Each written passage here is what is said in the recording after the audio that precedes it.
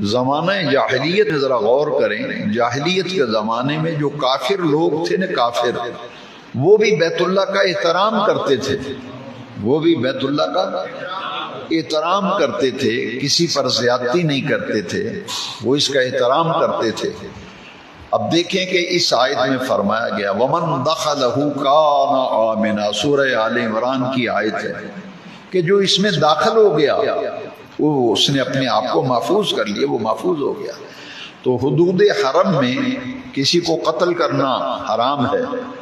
اور ویسے بھی قتل حرام ہے، لیکن پھر حدود حرم میں یہ بہت بڑا گناہ ہے۔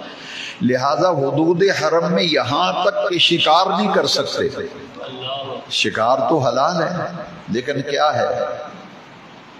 کہ وہ حلال چیز بھی حدود حرم میں منع ہو گئی، حرم کی حدود میں گھاس نہیں کاٹ سکتے، یہاں شکار نہیں کر سکتے، لہذا جو بھی داخل ہو گیا ہر اعتبار سے وہ محفوظ ہو جاتا ہے۔ اسی لیے زمانہ جاہلیت میں بھی لوگ حدود حرم میں شکار نہیں کرتے تھے، وہ بیت اللہ کا احترام کرتے تھے۔ تو یہ جگہ اتنی برکت والی ہے، بڑے اہتمام کے ساتھ ذکر کیا